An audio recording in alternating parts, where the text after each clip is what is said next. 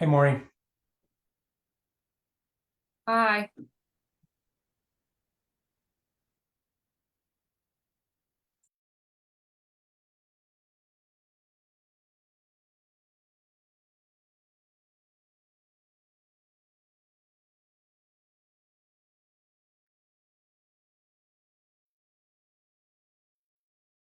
John, I'm not sure if you know, but it says you're Stephen.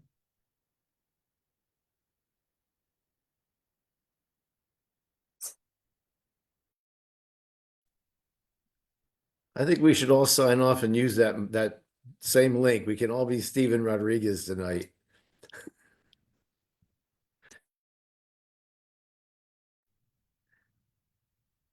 I did it earlier, John. I thought I was being helpful, and I think the link I sent out was particular only to me, so I apologize. Serves me. Hmm.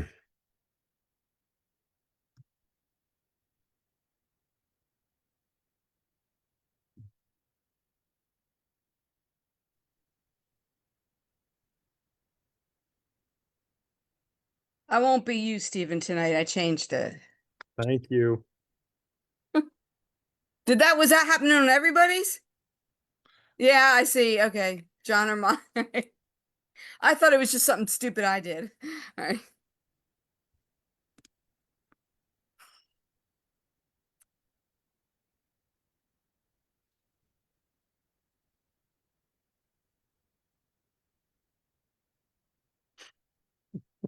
Hmm.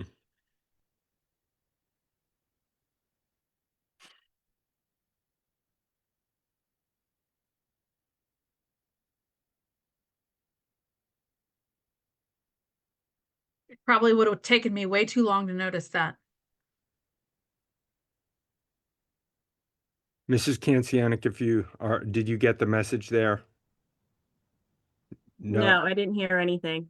Okay, if you used the link that I sent via email, apparently the links are all individual to us.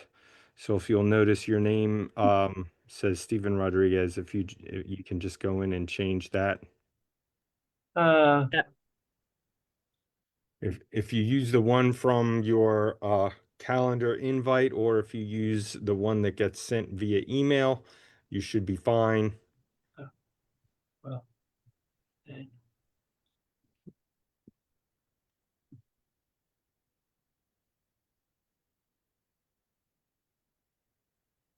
Hello. Hello. Hey, Katina. Are we live? Do we have everyone?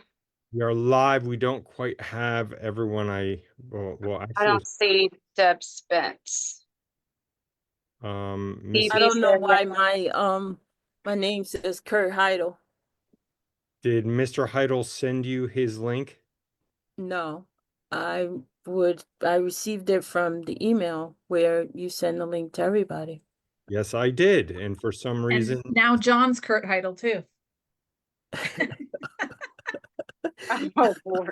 I think if you go in and change it yourself, here, let's see if I can give some direction. It's the Yeah, top. that's what I right did. I went in and screen. tried to change myself. Yeah. You changed everybody to you, Kurt. No, because Laura still shows Laura. If you tap the three dots at the top of your little frame, Yeah, that's what I did. it'll rename. Right, I You pressed rename and it said Stephen Rodriguez. Yeah, And I mine just typed in originally did. Kurt Heidel. Yeah. I think every once in a while they Maybe I want to be Kurt for today. I mean, he's the man in this town. So Hold on, let me see. Did it say remember for future meetings? No. Oh, mine did, and I said no, so mine didn't change to yours. okay, I see how I could change it. Hey, look at that. Oh my God, I did something with technology. That's funny, Kurt.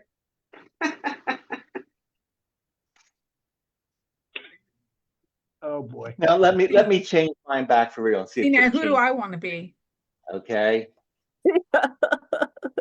Let's We're all see. changing ourselves to Kurt Heidel. Is that the plan? Well, No, no, Kurt's now changing- Deb's fence. I think we should leave it like that. I'm changing myself right now back to Kurt Heidel. I changed you too, Deb. If I change you, then you change. See if you can change there. Wait. I'm Yeah, back. I'm myself. everybody right. Did you Looks come like in, it. John, as Kurt? Or I was came in as Steven, and then I became, and then I became John. all right. I'll get started because who knows what's going to happen next. Are we ready to go live? I believe we are live, Madam President. I believe we're Okay, ready well, to go. the public gets a chance to see our happy side, and that's good. So appreciate everyone for attending this special voting meeting agenda. As we have previously noted, this is related to intentional communication for passing a preliminary budget for our Pottstown School District. So I will call this meeting to open. Could I have a roll call, please? Armato, Here, Bearden, Here. Heidel, Here. Hilton, here, Kancianik, Here. Johnson, Here. Klein, Here, Lawrence, Here. Spence. Present. 9 present, we have a quorum. Thank you. Moment of silence, please.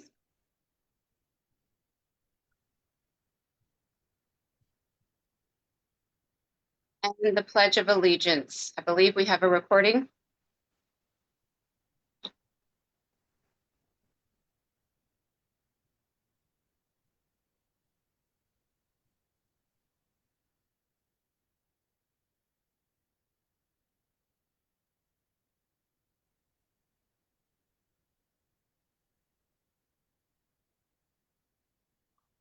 Do we have the pledge, Anthony or Nick?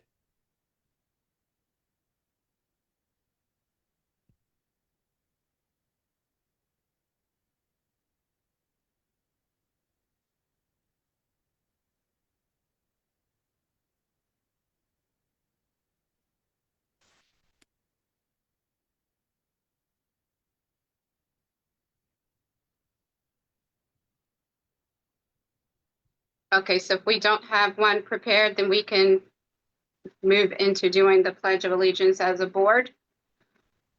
I pledge of allegiance to the flag of the United States of America and to the republic for which it stands, one nation, under God, indivisible, with liberty and justice for all. Thank you. Moving right along into the agenda, please.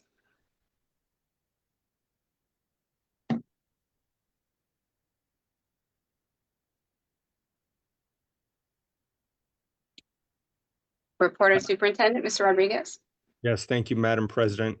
Members of the board, as you can see tonight, we have very few items on the agenda for your consideration tonight. We do have a couple of leftover items from last week, new items, as well as the preliminary budget. So I'd like to ask Mr. Boyer to go through the very few personnel items, and then we will continue.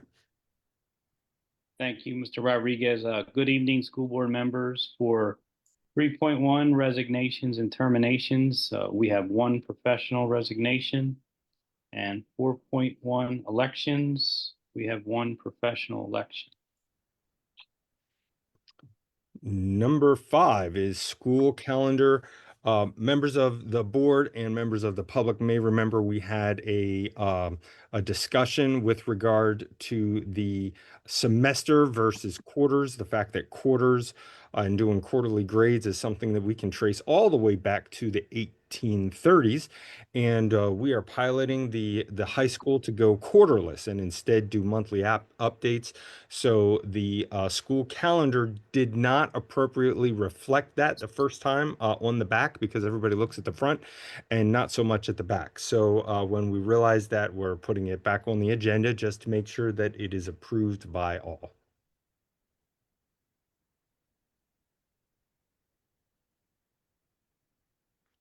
Madam President, I believe that's all. Thank you. Do we have any hearings from the patrons that are signed in for general consent items? Not at this time, Madam President.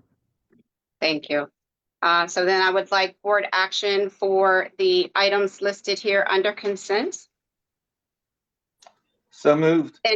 Okay. A second. Second.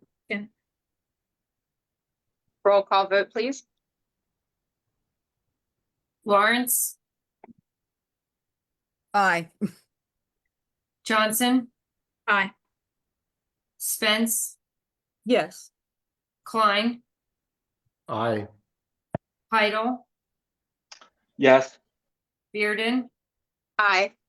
Armato, Aye. Hilton, Aye.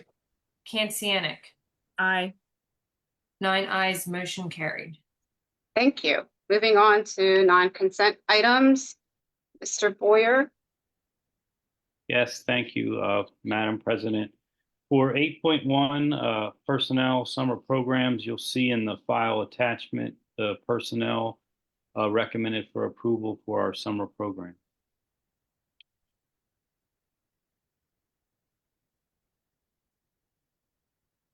Then the resolutions that we previously mentioned in last meeting, we've added here. And I'll call on Mrs. Johnson. As discussed at last week's board meeting, there are 2 different items here. One of them is a cyber charter tuition reform resolution. This is something similar to what some other area school districts or state school districts have done, calling for reform for both cyber charter regular education tuition and special education tuition, and stating the various reasons why that is very much called for right now. The other item is for the PSBA platform, and it is basically calling on PSBA to stand up for the federal funding that we need, and calling on our state legislature and governor to also stand up for the federal funding. So basically asking them to align themselves behind protecting public schools from funding cuts at that level. Thank you. Has everyone had the opportunity to read each of these items? And does anyone have any questions related to either? Or both? I didn't have an opportunity to read it yet. It's been quite a week, so I'm respectfully requesting another opportunity to vote on this next month, if that's possible. Reason being, the last time we did something like this resolution, I got individually targeted for that. And then it was a newspaper article about that. So I just want to make sure I know what I'm signing if I have to defend myself against being individually targeted like I was the last time. And is that understandable? And is that related to both number 9 and number 10 consent items, or just one?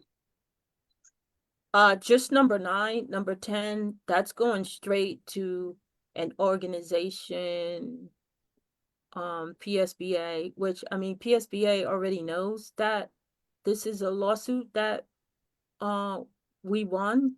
And why wouldn't they want to make it their platform? Do they really need a resolution from us to tell them that they need to act on this? It just seems like unnecessary. They already know that it's an issue. They've known for years, if not probably a decade right now. May I speak to that? Yes. So for the PSBA one, this is specifically talking about the federal funding cuts, not the state level one. So it's a little bit more of a recent question sometimes of how different state legislatures will react, or legislatures and administrations, how strongly they will defend the schools in their district against funding cuts at the federal level. So it isn't something that's been like a long time issue, and it's not directly related to the fair funding lawsuit. I'm not sure if that's what is seen here. And you're absolutely right. It is their job to do these things. But I have found in my experience, sometimes PSBA it is good to ask them to prioritize some of these things, because what is at the forefront for them, it can't be everything. They can't have their number one issue be everything. And sometimes it is worth encouraging them to say, hey, like, here's the things we really want you to prioritize, because they have kind of their top issues that they tend to lean into. And the reason I'm presenting this is because I and board members from some other districts have thought this is something we want them to really prioritize and to not let slip down to a lower level priority for them. And on the cyber charter tuition reform resolution, I am gonna ask that we vote on it tonight, because the state budget and the cyber charter reforms that are up for consideration, it's becoming more and more of a timely issue with the state budget needing to be passed here in June. And I would really like us to pass something to tell them now, like, this is a high priority. Cyber charter reform is a high priority. Whereas if we wait and pass it at the end of June, it's considerably later in the game, and their window of passing reform may have passed with the budget, because those things are often tied together. So I would ask that we pass it tonight if at all possible. Thank you. Anyone have any other comments related to same? Okay, I don't see any. We did make the ask that we have the time to review at least a week, and that was agreed upon. I don't see why anyone should target anyone particular if we are all voting on same. We are one board and one team. So one of the things that I've learned is, you know, if you don't stand for something, you'll fall for anything. And I think this board, including Ms. Spence, has shown that the concern and the priority are our students, and everyone has the opportunity to do what works for them and their children. And we don't discount that. What we do ask is that it be equitable and fair. And if brick and mortar has a lower per pupil value, then something's wrong, because charters don't have all of the costs that simply public schools do. So we're putting our students first. We're asking for the platform because we know that there's power in numbers. And even though there was already a lawsuit, as Ms. Spence mentioned, and rightfully so, and I'll call it out, by the School District of Philadelphia, long before it was acted upon on many other districts at other levels. Once, you know, that happened, it was great, but power in numbers, and PSBA did vote to have it as a platform item, and that power did help push some things along. Are they permanent, or are we going to see everything that we're looking for? Probably not. But then we plan for the worst and we pray for the best. So I'm one person who will say I would leave both of these items on non-consent. Anyone is welcome to vote for or against those items, but it is in our students' best interest. But I would like to hear from the rest of the board if you have any other comments. I don't want anyone to move forward without having the ability to comment on a non-consent item. Sure. I do have one last comment, but Yep. I'll wait for the other board members to make a comment. I'm not seeing any hands, so I will go ahead and ask Ms. Spence for you to continue your comments. Phoebe's hand is up. Okay, I don't see it. Sorry, Phoebe. Can you go ahead, Mrs. Kantianik? Yeah, sorry, it was late. you. I just No wanted problem. to ask Mrs. Johnson about the PSBA platform. Are you planning to talk about that at the delegate assembly? So if I remember from when, oh man, it was quite a while ago that Ms. Bearden and I were part of the we were presenting for the platform committee. So I believe what happens with this is that if we have a platform proposal, it goes to the platform committee. It goes to a smaller group of folks. I believe they meet over the summer, and they'll decide if it's going to make it on to their recommendations.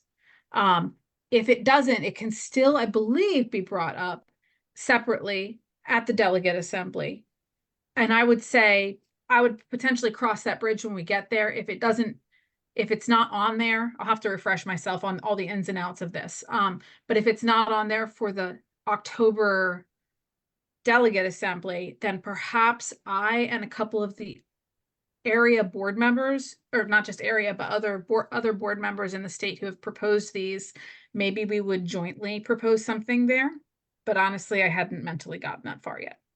Okay, yeah, no, you're right. It has to go to the committee first. I was just curious if that was kind of your plan on getting it Yeah, passed. I mean, I'd certainly be prepared to speak on its behalf if the need was there. Okay. Moving right along then, if there are no other questions or comments, move on to non-consent preliminary budget with Mrs. Oakley. Thank you, Madam President. Just bear with me. If you don't mind, stop. Okay, sorry, I was needing permission to share. Did Miss Spence still have a comment? I thought we were waiting for her to say something too. I About did, but I got bypassed, so I'm okay. Well, I'm Ms. sorry, Spence, I was giving you the floor before Mrs. Kancianik, but you deferred to her, and I apologize, I didn't come back, but I didn't skip over you. You actually deferred to Mrs. Kancianik. So you're welcome to go ahead with your comment. I don't want to, it's a non-consent, so I want all the communication necessary for everyone to hear. That's the right need. Well, I So referred to I her appreciate your because she comment. had her hand up and you wanted to hear from I everyone. did, right, I didn't see it, but I want, the idea is I want your Okay, comment. okay, Because it okay. helps others in thought process, so it's important, so please. Okay, let me just get to it. So my additional comment is that some parents feel that school choice is an option for their students, a better option for their students. They feel as if their kids are bullied and they would like to have that cyber charter option. And so even the governor last year held up the budget for several months because he wanted school choice as an option for families in PA, and it's really popular. Now, I'm not saying that's something that doesn't hurt public schools. Absolutely, it will hurt us, and it is hurting us, the amount of money that we have to send in tuition to cyber charter. But am I willing to sign a resolution and speak for all families in our district, many of who attend cyber charter schools, as an option for them? They feel it's a better option. And without reading it, so I'll abstain from the vote because I didn't get a chance to read it. I'm sorry, I have a life outside of school board. My apologies. I went away for the weekend. I celebrated the anniversary of my mom's death, and I wasn't focused on reading the resolution. Thank you for your comments, and hang in there, you know. It's a difficult process. I'm on the road with you, the journey, and that healing piece, and I'm doing the same, and it's different for everyone. So I could say hang in there and take time for yourself, like you said you did, and keep breathing, please. That said, I do say that our students, parents, we're not trying to remove parents' choice by passing the resolution. That's not the intent. The intent is to say, make things fair in what is allocated, whether it's, you know, charter or magnet or public traditional. What we do know is data says typically they go to these schools and then they don't always fare as well, and they do have to return, and there's a lot of back and forth to bring those students to where we feel they should be. And that's not something that's just coming from our school board or our school district.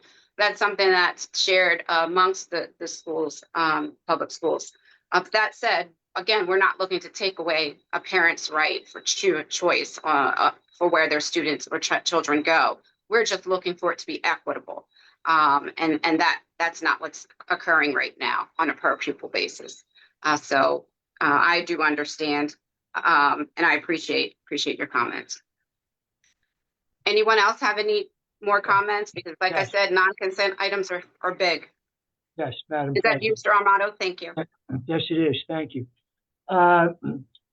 To be clear, at least from my position, I am 100% in favor of school choice. Public schools are one of the choices that you have. So are parochial, so are private, so are brick and mortar charter, so are cyber charter. And in fact, Pottstown School District does have a cyber school. So all of those choices are available to you. I just don't feel that we, the community, should be spending our tax dollars on your choice. If you were to send your child to a private school, I don't feel compelled at all to be helping to foot that bill for you. And likewise, the same with cyber schools. And in fact, cyber schools, now that you have me rolling, are built on a business model, and a very successful business model with our tax dollars, as evidenced by the latest Auditor General's report that shows that they have hundreds of millions of dollars in their reserve. We're looking at a $9 million deficit. They have hundreds of millions of dollars in their reserve, and some of those dollars are Pottstown dollars. So most definitely, free choice, go to whatever school you want. Our choice is, or one of your choices is, to come to free public schools. Thank you. Thank you, Mr. Amato. Any other comments?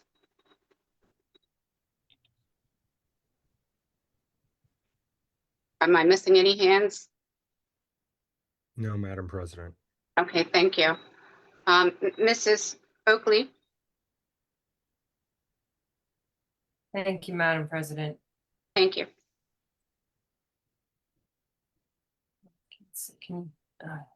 It's not what I wanted you to say. Hang on, bear with me. I'm not sure why that didn't come up like that. Okay. Good evening, Madam President, members of the board. Tonight we are going to take a look at our preliminary budget and take a vote on one of the options. So just to recap the timeline of how we got to where we are here tonight, our special meeting, our total revenues, $86,798,021. Our Act 1 index and the adjusted index that the Pottstown School District has for 25-26 is 5.8%, which would bring our millage to 44.39. The homestead farmstead dollars, according to the number of approved homesteads we had, would be equivalent to a rebate of $777.38 per homestead. We don't have any farmsteads. Our expenditures, $91,948,117. Back on our first look, we were looking at about a $9.1 million shortfall. We were assuming all of the state revenues at 50%, no property tax rebate, and the standard increases that we've kind of gone through for the last few months in detail. Back in March, we brought that shortfall down to about $6.1 million. Per the direction of the Finance Committee, there was a number of things that we looked at as far as eliminating and reducing efficiencies, and we put together a list of recommendations. Back in April, that brought our shortfall down to about $3.3 million. And we had some discussion about those efficiencies and things that we wanted to see back into the budget. Is a list of the full recommendations from the administration, as well as the non-personnel items that we had discussed. Our fund balance and where we ended up with our final 23-24 audit. Total fund balance about $27.8 million. And bringing us back to the options that we discussed A being the administrative recommendation, including all of the cut sufficiencies, would put us at a use of fund balance of a little over $3.3 million. We discussed keeping in one elementary counselor that was going to be eliminated at the elementary level and the 4 librarians. And that brought our use of fund balance down to $3.9 million.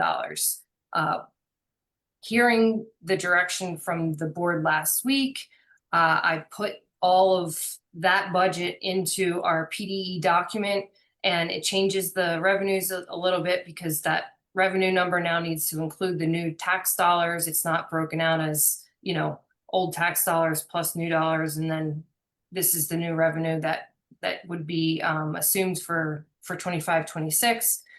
Same thing with expenditures. Once you put all these numbers into the formula, everything shifts a little bit just because the homestead farmstead rebate goes in, reimbursements on salaries and retirement, Social Security from the state, which would bring that budget into a picture of a use of fund balance of $3.8 million. I will stop for purposes of discussion if anybody has one. If not, if there is a motion on the floor for the preliminary budget. I do have discussion.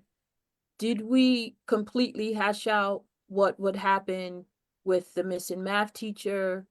Are we okay with the band schedule? I know that was a concern. And my concern also was the social media communications department. I really do believe we need to have that department not eliminated and depend on volunteer for that.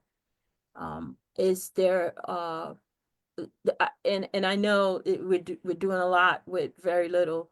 So, but if we hashed out at least the math teacher and the band schedule, I'd be interested in knowing that, and if there is any opportunity to save the social media department. Thank you, Mrs. Spence. I can speak to those issues. Regarding the math, yes, we have scheduled for that, and essentially what it means is that a few of our classes are going, and we did discuss this, but we've got all the classes scheduled. We will go from approximately the class averages are going to be higher. They're still not even close to very high. They're the most is 25 in any given section, but many are well below that. The number one concern I think that most people had was the developmental courses, which is the courses before algebra, and they are at a class average of about 20.5. Now, obviously, we don't put half a student in a class, so some will be 19, some will be 21, 22, but it'll be right around 20. So that's the response with regard to math. With regard to music, that's going to take some time. So the plan is that we're going to make a plan. We have 6 staff members there, and I've already heard some really good ideas, which I am not ready to speak about publicly because those ideas, quite frankly, might not work. But as we put together the middle school schedule and put together the high school schedule and get all the staff in the room, the plan, I would say, as best as I would talk about it at this point, is that we know that there is room within the schedules where our music teachers are doing things other than music. And we know that we need to address that, and we know that that has to be worked out. But we have not done any of that yet. Just a few days ago, the board, and I'm appreciative of this. The board approved our new department chair, Katie Gurman, who is a fantastic musician and a really, really good band director. So I'm excited. She met with Ryan Oxenford and I just a couple of weeks ago, and we discussed some of the possibilities. But the truth is, we're not there yet. We're not ready to be there, and we won't be there probably until midsummer and then into the fall. So that's music. With regard to social media, the current plan does call for the elimination of that position, as was stated, because we didn't have it before COVID. So I don't have a plan for that. The social media position is not in the current budget. I'm not happy about it, but that's the truth. Okay. So, I mean, everything is the same as it was last week. Yes, ma'am. Okay. Thank you. You're welcome. Thank you. Additional comments, questions, concerns? Yes, I see Mrs. Lawrence's hand up first. Ms. Lawrence? Yeah, a couple. I was gonna ask about the ones that Ms. Spence just said. And like I said last time, I mean, definitely this is an improvement, that Plan B. Obviously my counselor and my the librarians were the two big ones with the math. I'm still not happy about that. But I was also wanted to know about what the plan, and maybe there isn't one for these either, since there isn't for some of the others here. But I'll just ask it this way. Do we have a plan for covering the Edgewood counselor? And do we have a plan for covering the loss of the principal at the middle school? And do we have a plan for the OT speech people that we're losing? So I get, and the home visitors, those were the others that I was concerned about. I'm trying to pick my battles here, Well, but I that think pretty much covers it. I know, but Just I missed feel like we're MTSS voting, and- I feel like we're voting for this saying, okay, we'll do it. And then there isn't a plan. And I get it, because I know that we haven't voted yet. I understand we have all summer to come up with a plan, but I guess what I'm want to suggest is that if we're going to do this, well, I know last time we said the wait and see part for certain things. What I would like to say is maybe this will be my committee. Maybe I'll put it in there, because a lot of the ones I'm mentioning are curriculum related. I would like to have a time in our October meeting, or maybe November, to actually come back to some of this and really, not just say some vague thing like we're going to wait and see what happens, but I want a report from all of those to see what is going on, and are the cuts, are they working, or are there major problems with these cuts? And if that is the case, that we will make the corrections, because I don't want to just say, okay, yeah, we'll do without this. I mean, these people are all important. And if we don't have a plan, I don't feel comfortable voting for it unless we say we'll come up with a plan, and then in the fall we're going to circle back and we're really going to look at this, and not just scores, but actually feedback from the people in the schools who are doing this. I want to hear from the high school math teachers. Is this working? And I want to hear from the counselors and people at Edgewood. Is it working without that counselor? So can I just throw that in there as a kind of a caveat to a vote, that these ones that we don't have plans, or even the ones we do, that we will come back and make a point of getting reports from all of those and seeing how things are going. Does it make sense? Thank you. It does. And actually, very early on, when we started talking about the cuts, my request was, with us changing how we handle report cards, that the benchmarks and so forth, we would be looking at, as someone would be monitoring those to say, hey, this really isn't working and we need to pivot. And at that time it was stated that, and Mr. Rodriguez, please chime in. It was stated that by Mr. Rodriguez and Mr. Oxenford, that they would be paying attention to those benchmarks. They would be having communications.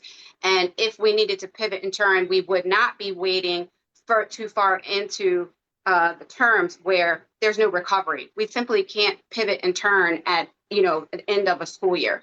Not giving students enough time, 3 months, 4 months is not enough time for them to make up a deficit. So Mr. Rodriguez, I welcome you to speak to that if you'd like. No, I mean, these are really, really hard things. And I completely relate to what you're feeling, Mrs. Lawrence, and understand that, you know, you want to do right by our students and you want to do right by the organization and fulfill your responsibilities. Thank you so much for that. We feel exactly the same.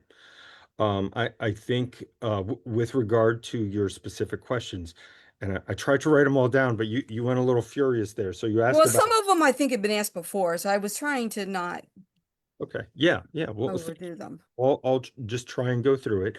We do have some plans that I would say are not completely fleshed out, and I don't know that it would be appropriate for me to speak out some things that haven't even been fleshed out with the very people who are doing them. So I think it's fair to say that no matter what happens, we're going to have to adjust. But I would rather adjust this way than simply say, hey, we need all these things. And then in a couple of years, when we run out of fund balance, and we have to do massive layoffs, um, we're gonna be much worse off than we are right now. As much pain as we're feeling now, I believe that if we do not adjust, and as you know, Mrs. Lawrence, I said we need to monitor and adjust, monitor and adjust, monitor and adjust. But I would say that you know, the level of reporting, I think you're gonna see what it is we put together and how we do it. Um, I would respectfully remind the board that like if you want to see if you want to have committee meetings like the United States Congress and take every single exempt and paraprofessional and teacher from every level and drag them to your committee meetings, no problem.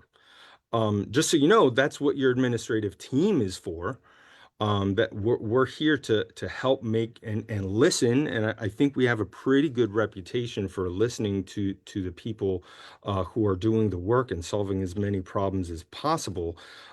So I mean, if you're willing to go through that level of frustration and understand that like us, you will soon find yourself in no-win situations, that hey, fine by me.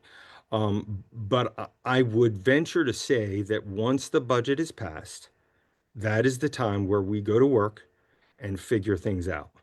As Mrs. Bearden indicated, we cannot simply pivot that quickly and come out with public plans before we talk to, well, let me rephrase. We should not come out with public plans of what we're going to do and how we're going to adjust to these things because we have a good reputation of talking to our team members, finding out what all the issues are, looking to see what we can do differently that maybe we haven't considered before. So I guess my answer would be I'm committed to the idea of monitor and adjust.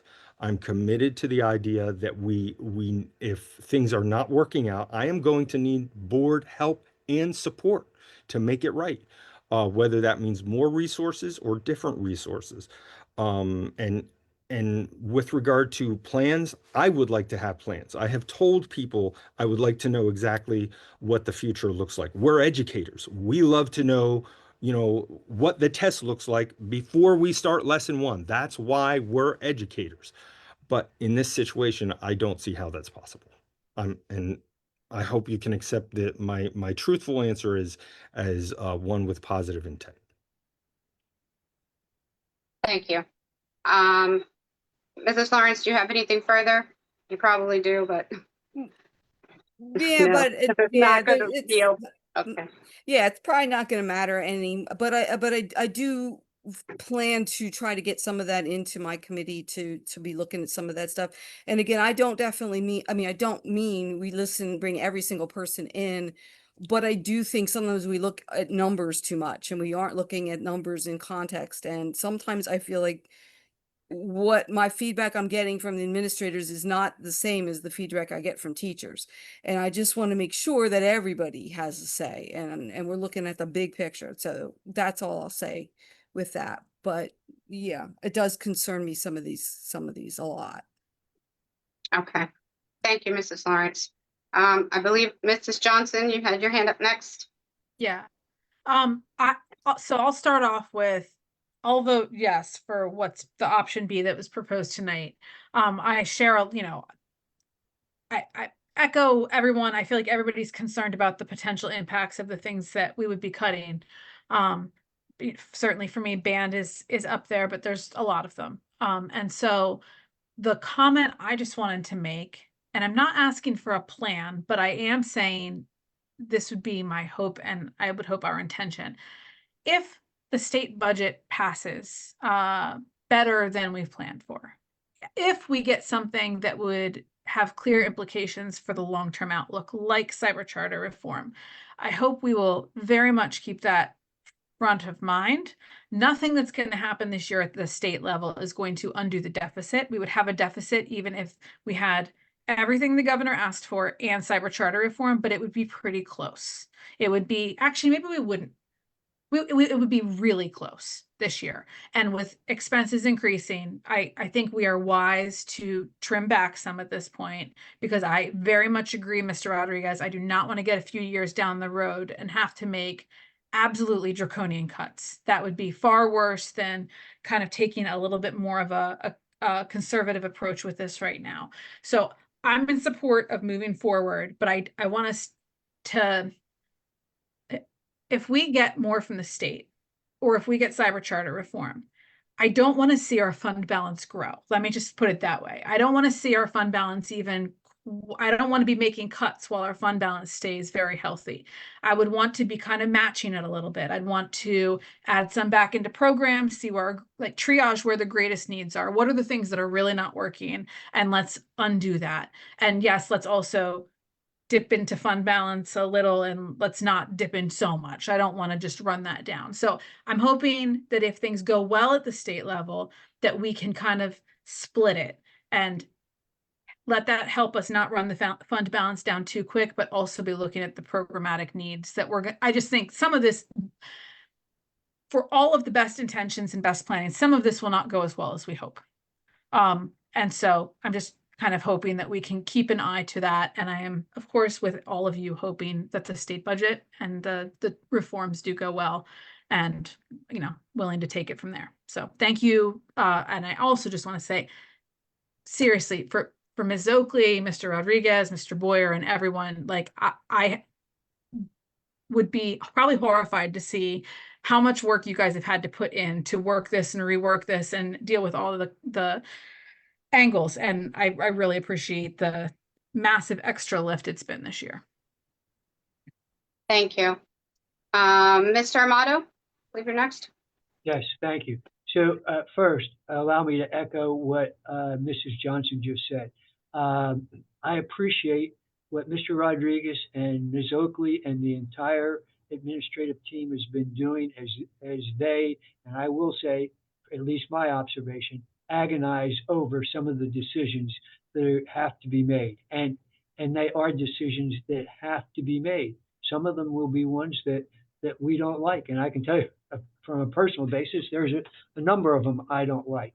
But at the end of the day, we have to have confidence in them. And I am very mindful of some of the comments that Mr. Hilton made at our last meeting as it refers to the pressures that our central administrators are under. So that being said, thank you very much. Ms. Spence, I appreciate your recognition of the role that the position of communication specialist plays in our mission. And I will say that part of that mission, as you pointed out, is carried on by a volunteer. And sooner or later, volunteers go away. And then you have to fill the gap. So I'm not expecting that, as Mr. Rodriguez said, hey, we don't have an answer for everything right now, but I do know this as it relates to communications.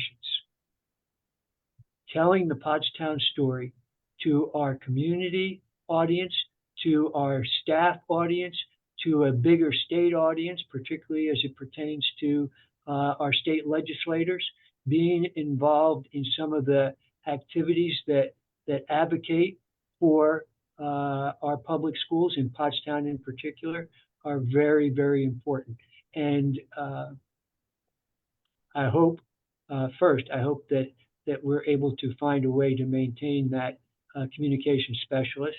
And secondly, as I said, I don't envy your position of having to figure out how to do without some things.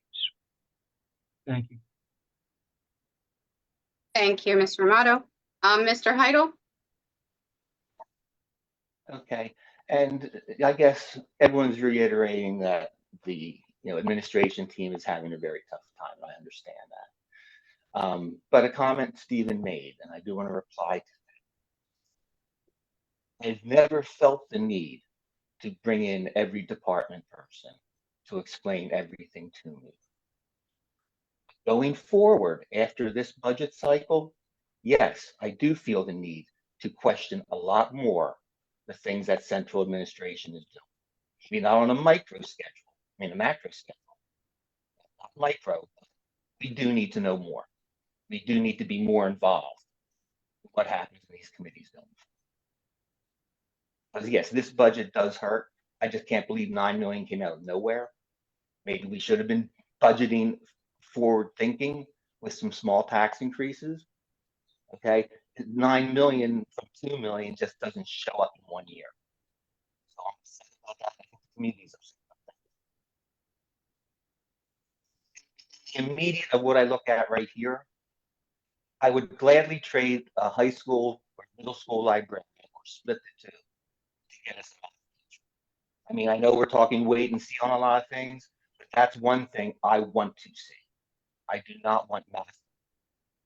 Okay, things like music and art, yes, all those can go. But that math, like Sue said, you can't just wait and see in September. I want that in concrete before we vote on this budget.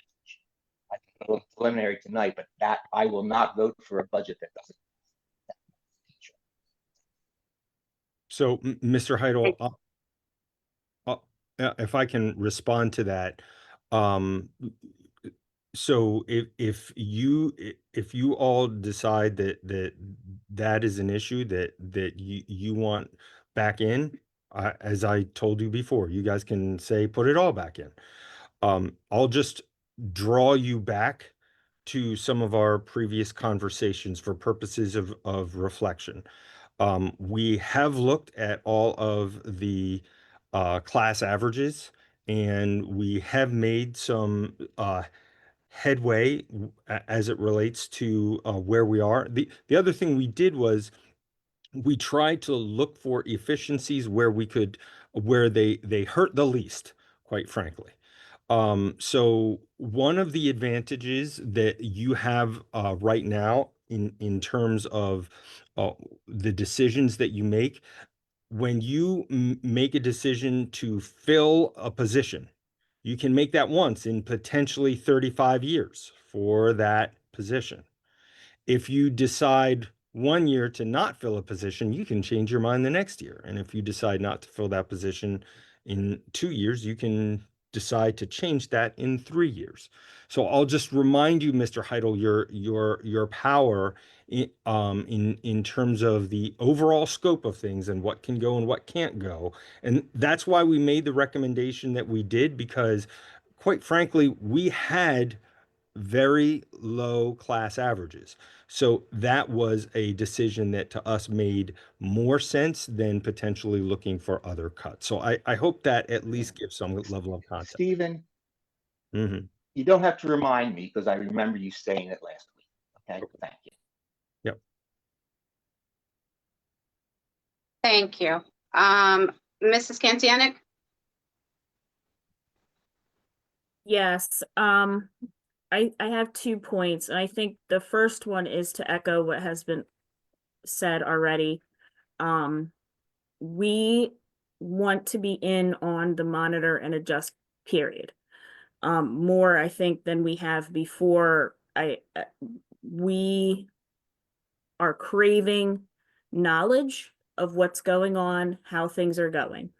That's number one. And number two, if anything has taught us, this board likes plans.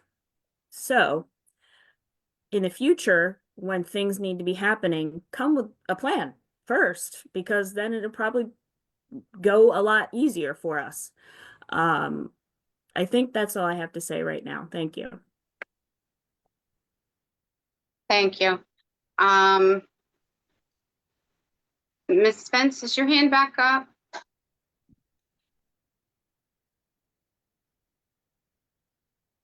If you're talking, I don't hear anything. Are you on mute? Yes, I just had some additional comments. Yes, I am like in option B than option A, and I'm a woman of my word. If not anything else, my name and my word means something to me. But I do know, and I don't know any of you's educational background. I know a lot of you graduated from Pottstown School District and some didn't, right? But I was in a school system where I do know what it will look like with these cuts, right? I like to call them reductions. I don't like the word cuts. But I know what it looks like to be in a school system with 30, 40, and we're not talking 30, 40 students, right, in a class, but I've been in classes with 40 students. And I've been in classes without school counselors, and and elementary level, I very much needed one. I've been in schools without math teachers, without reading specialists, and a lot of it was based off of volunteers, and it went really bad. You're talking, you all can't even imagine what's to come. And whatever you think will happen, it's 10x that. This is bad and this hurts, and I know this hurts all of us. So the fact that the superintendent and I know 99% of the time we disagree, but I know you're a hard worker, right? And I know you do not want any of this at all. And I know for sure you know what's coming, right? You've taught in other school districts where the class size was increased. There were not counselors. You even had taught here in Pottstown before COVID.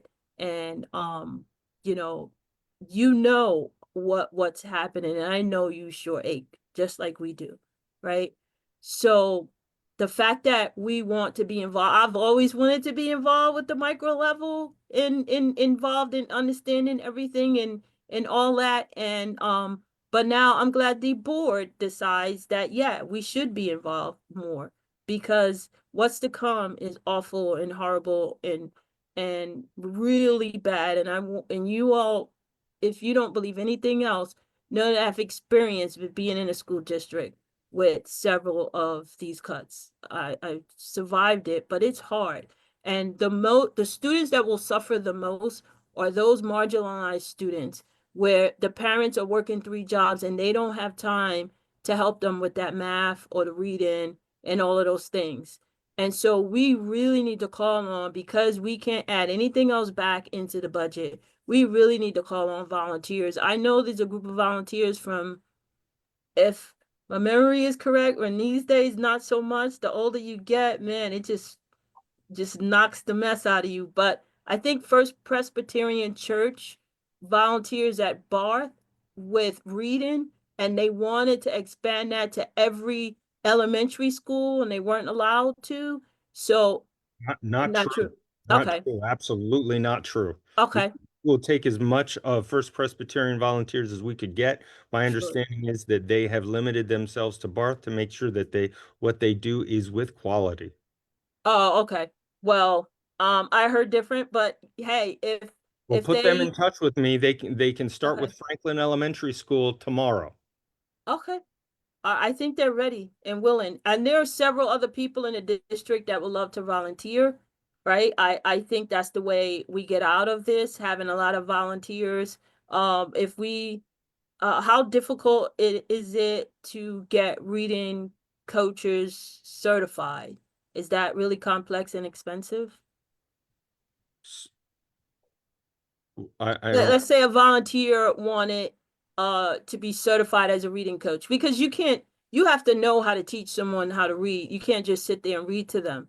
I think there's a specialty in that, and there's like a science to it, right? Yes.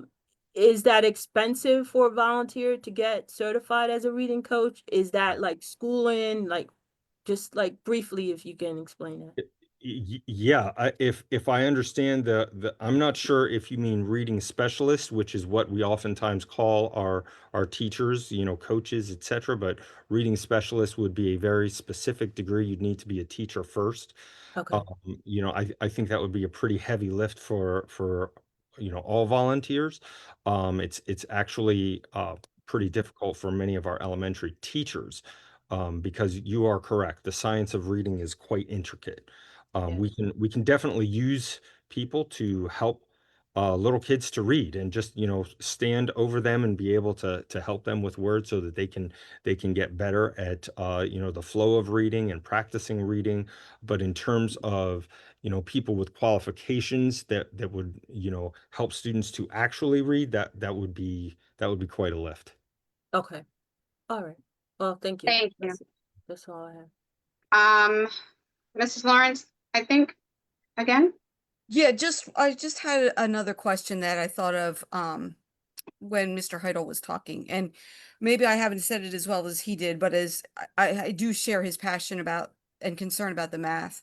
I do think even 20 is too many, but I'm not willing to sacrifice and make a trade with the counselor or the librarians. But what I wanted to ask was, one thing we don't know here is over the summer, things can change too, just within our district. So let's say hypothetically, a staff member leaves, resigns, goes away somewhere else, who is making a teacher's salary. And is it possible at that point to say maybe whatever they're teaching, that could take a hit better than math, and we could then hire a new math teacher instead of hiring a person in that discipline? Just hypothetically, could that be something that's top of our priority list, to say that if that occasion would happen, that this math issue is going to be the first thing we're going to attack? Or like Mrs. Johnson said, we get more money somewhere down the road. That the math thing seems to be the one that we all seem to be in agreement is the one we're iffy about here. So is that a possibility? The very short answer is yes. A little bit longer of an answer is Mr. Boyer and I, along with principals, department chairs, and other team members, we are often looking. I mean, a school district is not the same as a corporation that will reshuffle people and reshuffle responsibilities on a regular basis, right? Because we're more of a traditional operation where you need a teacher to be in place every single day in order for kids to get an education. So we don't make changes. Like if that a change occurred in October, it might be a little bit more difficult to pivot because we've already built a schedule around a specific position. No, I was thinking more over summer.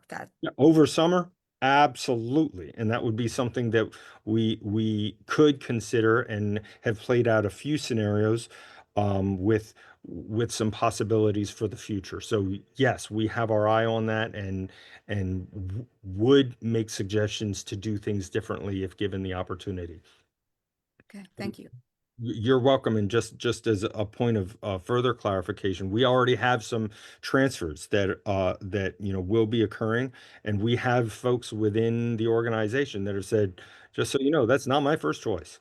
So we've got our eye on that, so that we want people to be happy. We want people to be where they can flourish. But sometimes that doesn't line up with the need versus the certification. So there's that internal struggle as well, and that is top of mind as well. But your point is well taken and correct. Thank you. Mr. Klein? Thank you, Ms. Bearden. As someone who has done master schedules for high schools for 20 years, I got a little peek behind the curtain at the master schedule. The math classes that we're referencing tonight, just to get the numbers correct, so we're not over exaggerating with 30 and 40. This year we're 13. Next year, the average will be about 20, as Mr. Rodriguez stated earlier. Correct. I did. Go ahead. Go ahead. I provided it. We didn't spend a lot of time on it, but I provided a breakdown of every single class. And if board members would like, I can send it again, but it was every single class with the average of where we're proposing versus where we are, and you can see the differences, and I tried to lay out the differences. So he's being totally honest with us, and that class sizes will increase. However, I don't really know many high school principals that at 20 would think that's a horrible number, and it surely isn't 30 or 40. So we need to deal with facts tonight also. Thank you. Thank you. So I will make my comments, and I'll try to encompass some of the things that people have not said. First, let me say that last year, I had a lot of communication saying the administration was going to change, our executive leadership in our country was going to change. We knew that it was going to change. Whatever party, not really caring. Whatever party you voted for, that's who you voted for. My concern was for the students. And I said, I didn't want us to move into doing things that we were not going to be able to sustain because of the information we were receiving. And so we knew that education may be on a slope, a slippery slope. That said, Mr. Rodriguez and Mrs. Oakley began talks and looking at as much as they could look at as quickly as possible. And let me say that they were ahead of the game.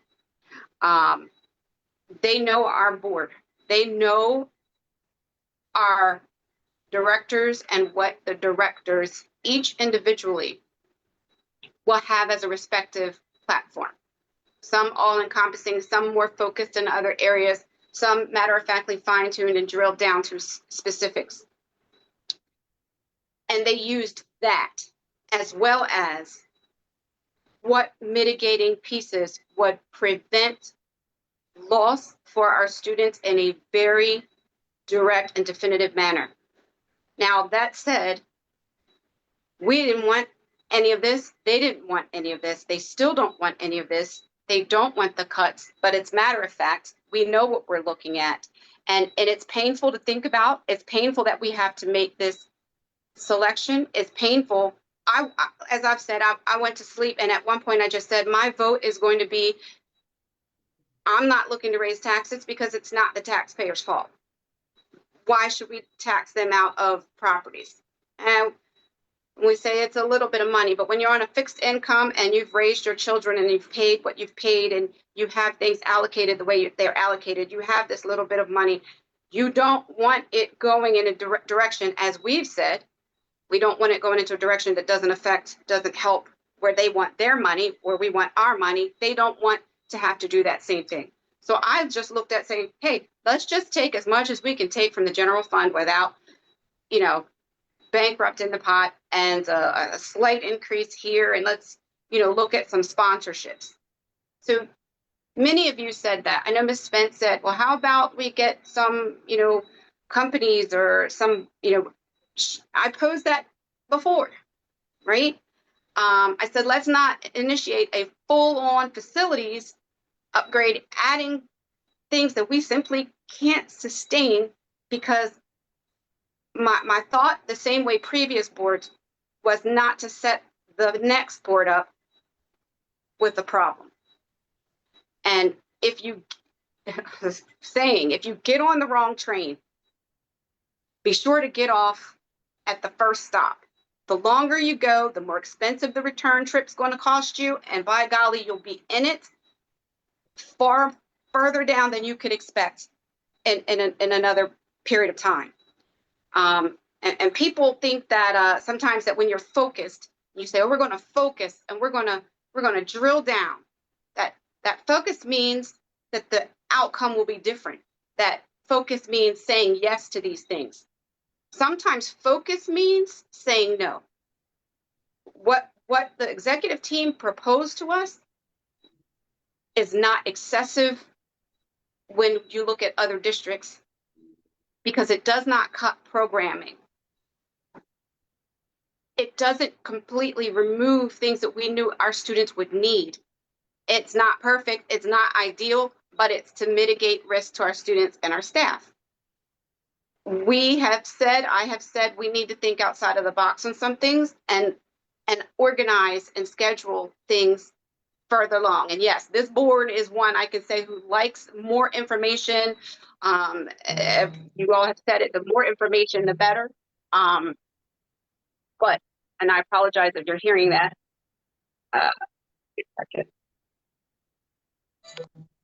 Yeah, okay. The more information, but we are elected. And so the public has watched these meetings. They've seen us go back and forth. We know we have a role and we know we have unfortunate time to do it in. And as you know, Mrs. Johnson has said, if that money comes in at say like 65, 70%, at least we have something. Better to plan for the worst and pray for the best than in the reverse. We've lost sleep. We've engaged in conversation. We've done it. They've done it. They've done it. Mrs. Oakley has done it. Mr. Boyer's done it. Mr. Oxenford's done it. I assure you, Mr. Rodriguez knows when he comes to us, we're going to say why, how, well, how come this? Fix it. I don't think anyone foresaw that it was going to get this bad, this fast, in this way. That's to say that if we had everyone in the room, that we wouldn't have a deficit. School districts who've never had a deficit before have a deficit. So it's easy to point fingers when you're in this position, and I get it. Everyone wants better forecasting. But when you have districts that have great resources, they're slashing. That's big. I mean, let's think about that. We've been operating on a shoestring budget for years, and we didn't have a deficit. So if the funding gets better, it's over 50%, great. But if they don't, and we've planned for the worst, we're in a better position than where we could end up being. And I'm all for having some corporate sponsorship for our social media specialists, communication specialists. But if there's no other communication, we have a task at putting a budget together. We have to have our final budget passed by the end of June. And none of us are going to be happy about it. That's just a matter of fact. The public knows that our boards have passed budgets preliminarily because we've had great team members doing things ahead of time. And this team did things ahead of time.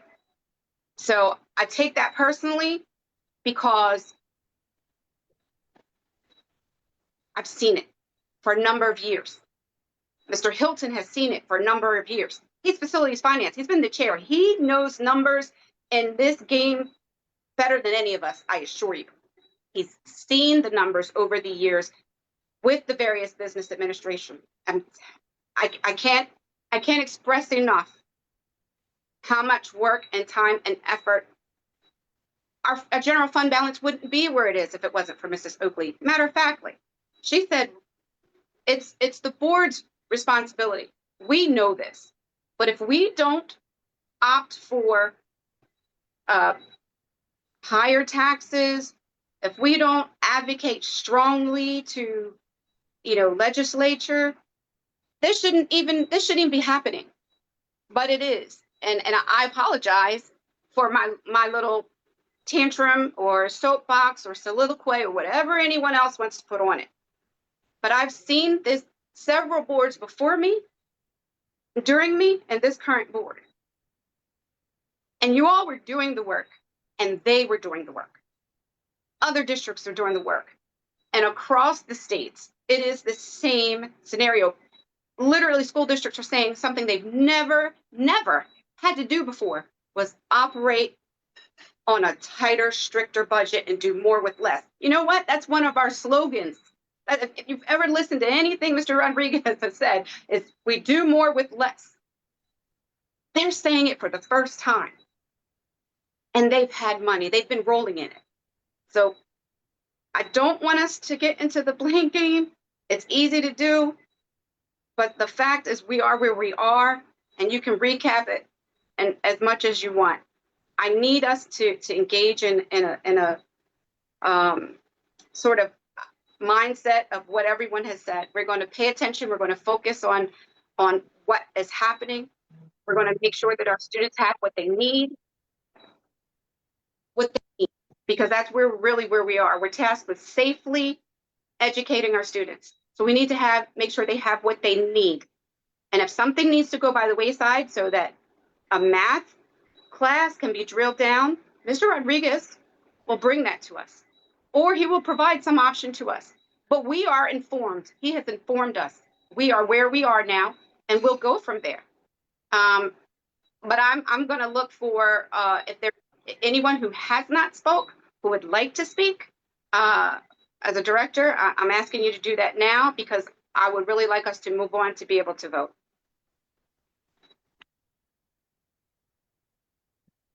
Well, Am I I- spoke already, but I just want to clarify, so no one's exaggerating about 30 and 40 students in a class. That's not what I said, that where we were going. I said I came from a school district where it was 30 and 40 students in a class. So I'm not saying that's this school district. I'm just saying I know what it looks like. So there's no exaggeration here. I know exactly what's happening. And I am not less smarter than Mr. Hilton. Definitely know my way around a budget. And that's my last comment. And again, I said from last meeting, I was okay with the option B in the budget. So if we get on with it, I'd appreciate it. Thank you. Thank you. Thank you. So just for anyone taking offense to what I just said, I'm not speaking on just right now. I'm not talking about the budget right now. I'm talking about budgets for several years over several boards. And that, he's not voted for taxes for various reasons. He said we need to figure out why we are having to expend these kinds of sums. We have this amount of money. We have this as a budget. He can go back sheets, and business administrators. That's not something any of us can do, I assure you. It's not to discount what anyone knows now. I'm just talking about going backwards before this current term for these current administrators. Mr. Rodriguez wasn't the superintendent. Mrs. Oakley wasn't the administrator. I mean, he's sat, I think, at least through 3 minimally, or more, I'm sure more. But I know I've sat through 2 administrators, assistant administrators, 2 or 3 superintendents.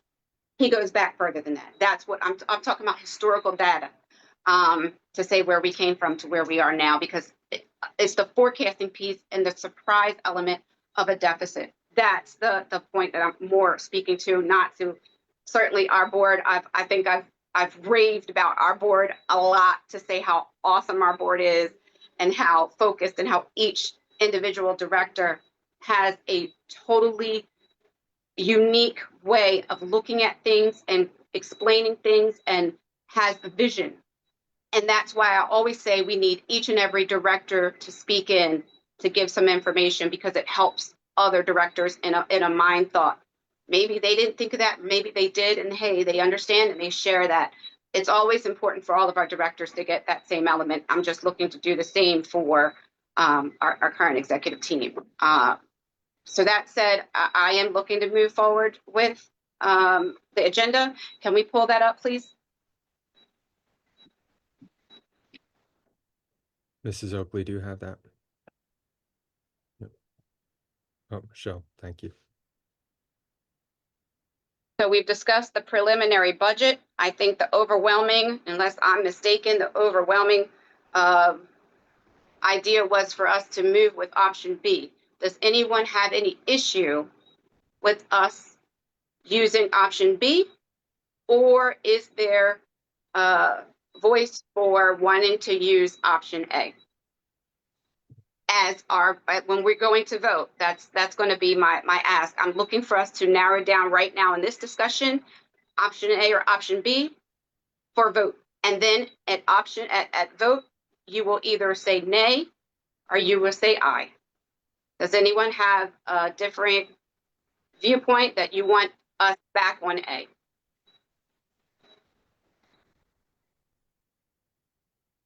Madam No. President. Mr. Miss- Klein has his hand up. Hi, Mr. Klein, thank you. Thank you. I spoke past 2 or 3 meetings about option A.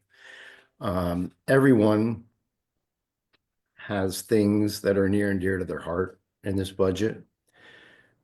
I don't believe we're at a point where we can think personally. We need to think big picture. Our decision on these retirement positions is critical for the long-term survival of the school district. And that sounds like I'm exaggerating, but I don't believe I am. As we've been told several times, we can replace these people whenever. We don't need to do it this year. By doing it this year, what that does is if option B is $400,000 more than option A, that ties us to 400,000 plus additional costs, raises, inflation, whatever, for our next contracts, our next budgets. And the reason it does that is because in order for us to furlough, we need cause. We won't have cause. The numbers show that we're not going to have cause to do that. And if we fill more positions this year, we won't have the retirements in the next few years. And I believe that we really should be fiscally prudent and utilize the retirements that we have this year to our benefit. Thank you. That said, I will keep option A on the table as part of the vote. And then at vote, when Mrs. Oakley calls for it, you will say option A, or you will say option B, or you will not vote. I guess that's really what it comes down to. But I think we all pretty much understand that we are tasked with doing something. So we're looking at the preliminary budget right now. So I'll keep A, and that will be your vote, A or B. Any other items before we hear from hearings from the patrons on the consent, non-consent items? And Mr. Klein, thank you for helping me with those because I am not seeing hands. I don't know why that happens sometimes and others not. Mr. Heidel has his hand up. Thank Yeah, you. real quick, just to Stephen, Yes. are we allowed to vote like that? Or do we have to vote for, we can't just vote A or B, we have to vote yay or nay on a budget, correct? Going to vote yay or nay on a budget.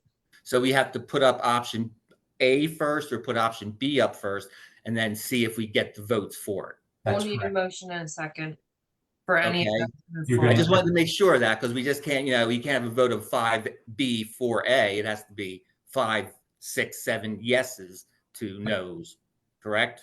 That's correct. So Okay. if it seems that the majority of the members of the board are interested in pursuing option B, as an example, if there were a motion and a second to move with that, there would then be a vote. And if there's a majority vote, you don't even get to option A.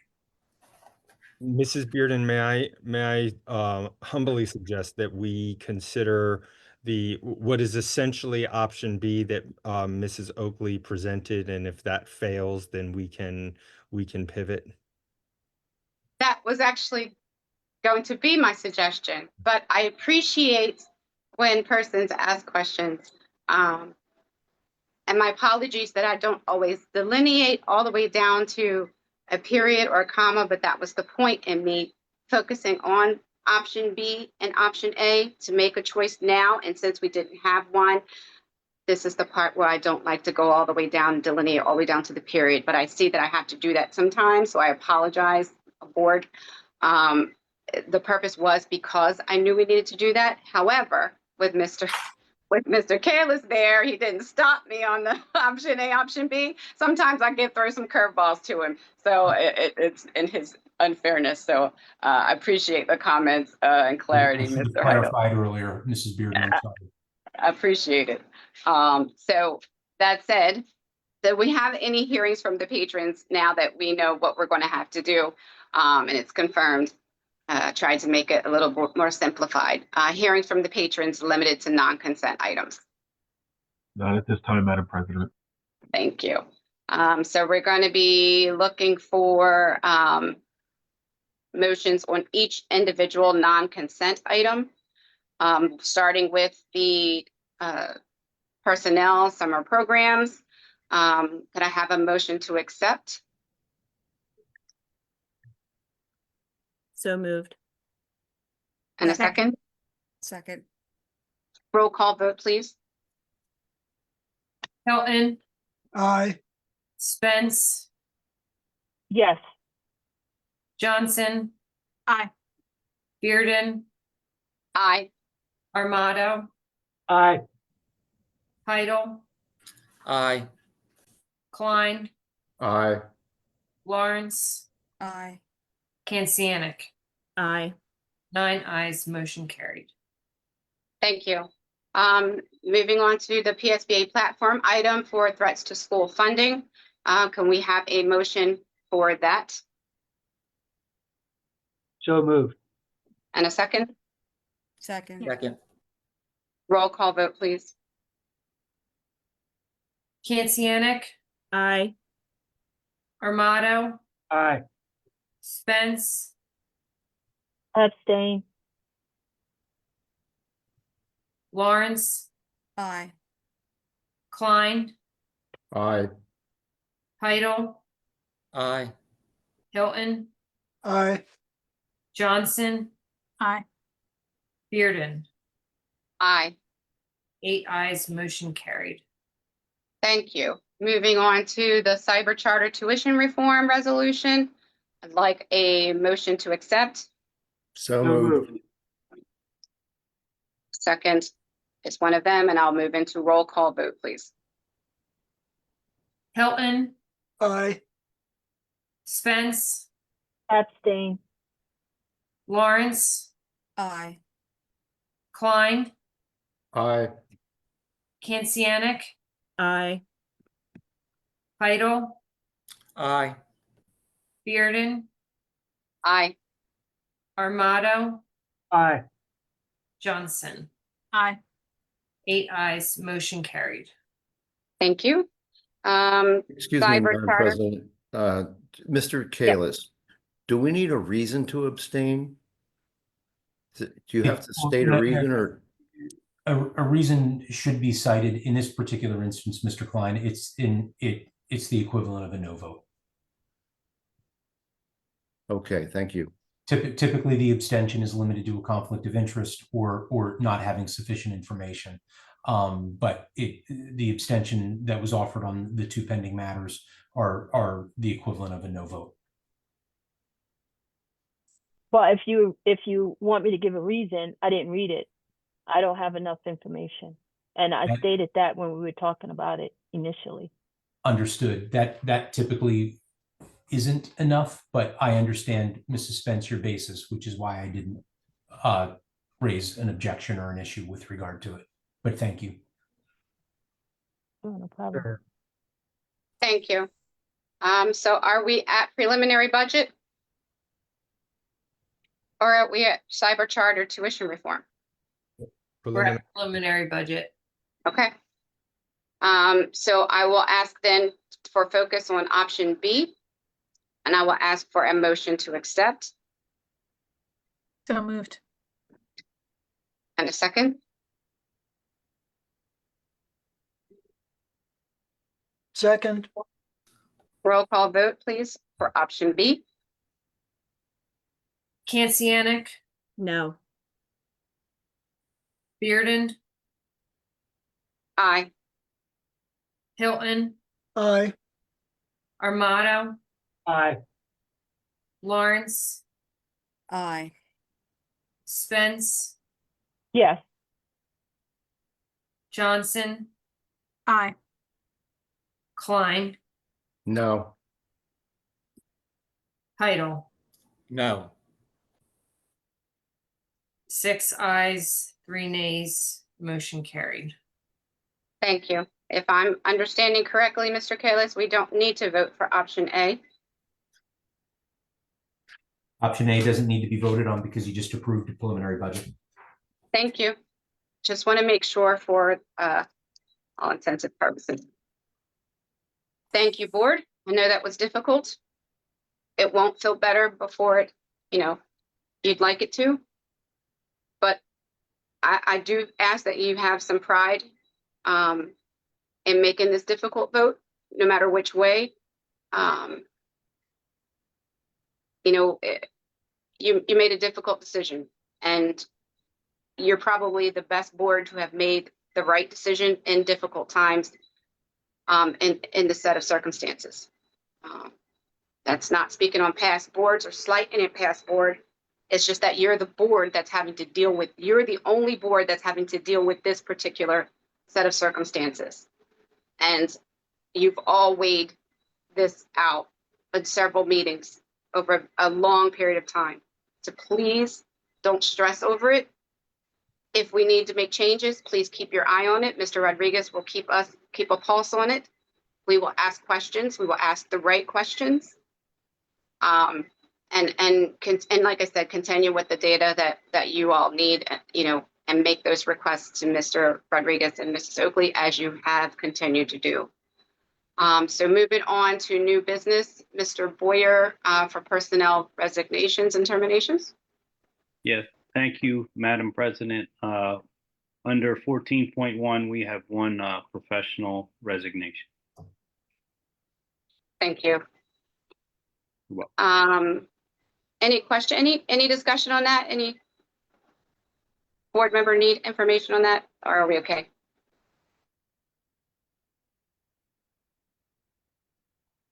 Okay, don't see any, so I will ask for Federation remarks. If there's No, a Sorry, member- we need a motion. If we're gonna vote on that, we'll take a motion, a second, and a roll call on that resignation, Mrs. Spearden. Yes. Yes, so I didn't know if we were asking for action on this new business or if the new business item was just being posed. Okay, so is there a motion that we can move this new business item to a non-consent item for vote? So moved. A second? Second. Thank you. So then we are moving this item to non-consent, and we'll ask for then a roll call vote. Thank you, Madam President. Armato?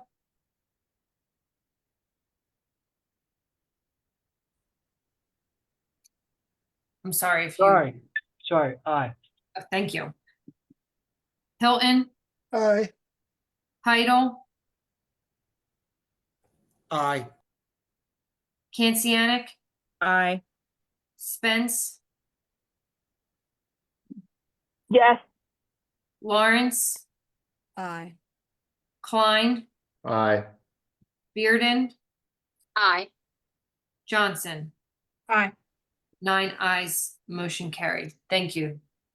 Thank you. I appreciate it, Mrs. Oakley. Do we have a Federation member in attendance for remarks tonight? Hello, Yes. Mrs. Pasador. Thank Hi, you. I'm here. Go right ahead. Thank you. All right. Listening to you speak tonight, the Federation 100% stands behind your cyber charter reform.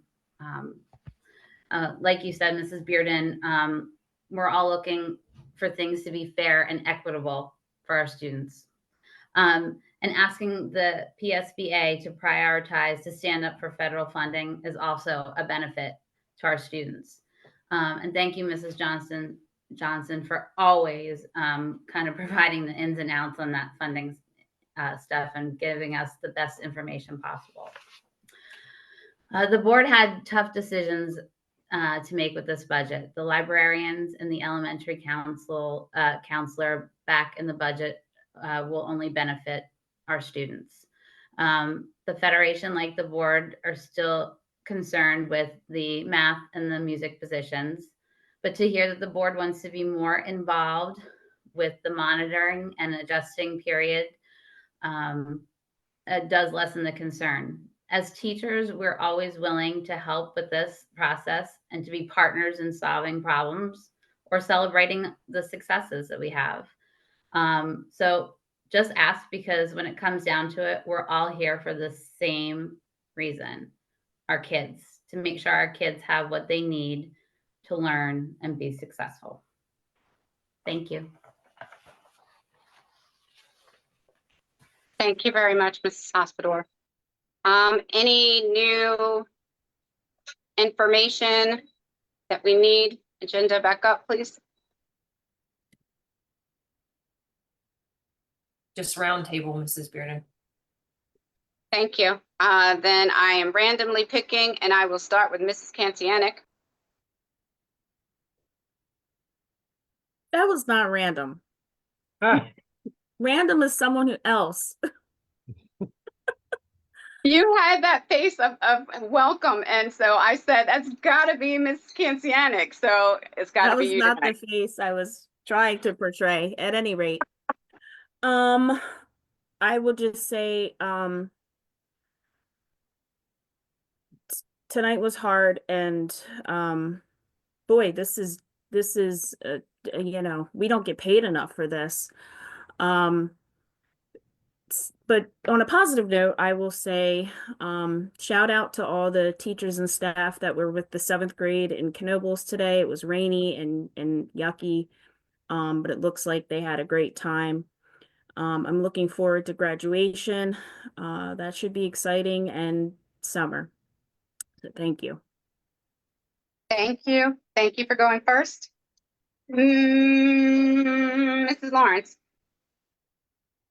Sure. Yeah, it was hard. That's a good word for it, Mrs. Kansianik. I will say this, I am very, very happy to have the librarians back and to the counselor. There's a lot of other battles I wish I could have fought better, but I knew there's only so many because we are in that spot. But I will be watching, and I do want to add this to some of my committee meetings in the fall. So we will be keeping a close eye on some of these. And just to respectfully disagree with the comment about how we can't undo them, that's not entirely the case, because we will have retirements in the future. We also always have people that leave every summer, every year. So if something happens, it's not like, you know, we are committed to always having these spots, but I hope we are, because I think they're important spots. But I'm also looking at the expenses down the road, that it isn't just how much are those salaries now, but if our kids have problems, if we get into more trouble, if this happens, then we're gonna pay in other ways, if not financial. So I think we did what we had to do for now. It's not 100%, but at least I think it's definitely better. So I am very happy that our librarians and my counselor is back. I do think it will help a lot of kids. So thank you. Thank you. And I disagree that you don't feel like you advocated enough. You absolutely did. It's just that we're in a situation where we're not going to get everything we want, but you advocated strong, and you will continue doing so.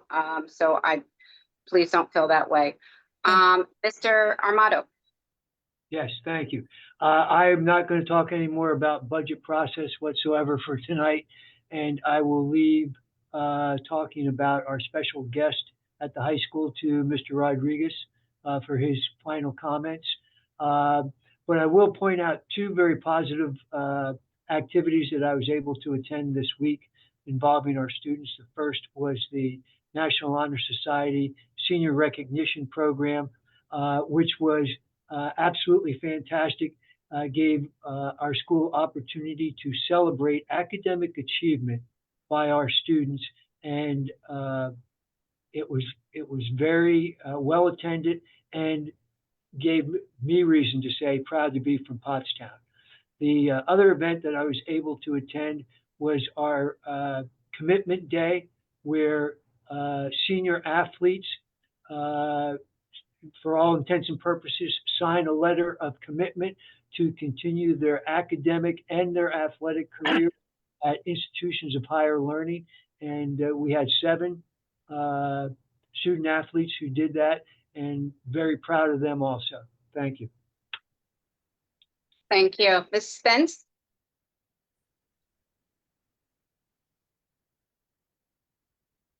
I don't have much to say. I'd just like to say a prayer for our students. May God help us all. May God help this district, this state, this country. And that's it. Thank you. Mr. Heidel. Nothing for me, just a big sigh. That's all. Thank you, sir. Mrs. Johnson. The state budget isn't done yet. Please advocate. Please, if I can give one action item this evening, it is, many of us have family who are in different districts, different House and Senate districts, different parts of the state. If you, not just for board members, but for anybody who's watching, if you are feeling all the feelings about this budget, as I think we all are, it is worth reaching out, it is worth expressing to grandparents or different folks in other parts of the state that they too can reach out to their lawmakers and talk about the need for full and fair funding and the need for cyber charter reform. There is much potential, true potential still in this budget that could really help us as we move forward. So please do not think that this is it, because it's not over. I mean, our budget is moving forward legally. We got to do it. Got that. But there's a lot of potential. Please do not stop now. And also congratulations to everybody who is graduating. I guess that's this time next week, correct? So congratulations. Thanks, everyone. Thank you. Mr. Hilton. Nothing, thank you. Thank you, sir. Mr. Klein. Nothing tonight, thank you. Thank you. I will say thank you to the board again for your efforts and your strength here. Anyone questions the passion, they see it, and I appreciate it. Without you, a lot of things could have been waylaid, but you made a tough decision, and I appreciate it. I would ask that everyone stay focused on your mental health. Do things that make you stronger, not weaker. Take each day as you're living life. Appreciate our executive team for your efforts in going around the bends and backwards and forwards, and for engaging various directors at different times for feedback, because that's really what it's about, and making sure that board members have an understanding whether we agree all the time or not. But that's not what we're here for, right? We're not here to always agree. We're here to pose the questions that may be difficult, and nothing's personal, as already been said. There's nothing here that's personal. This is not personal. This is about business and our primary function of safely educating our students. To the staff who has worked tirelessly and continue to be in the trenches with our students and trying to give them every bit that you can, get into them, and the students who are absorbing it. Thank you. Graduating seniors 2025. Look forward to seeing you next week. And parents, congratulations for your 12 and a half years in for your students. That said, Mr. Rodriguez. Yeah, thank you, Madam President. First of all, let me say that I have said publicly in the past, I consider myself a servant of the board. So I thank you, number one, for passing the preliminary budget and doing the hard work of making difficult decisions. We certainly can't do it without you. Also, I heard you loud and clear. I do my very best to hear feedback and respond to it. So that to me is the trademark of a good leader, and from there we will go.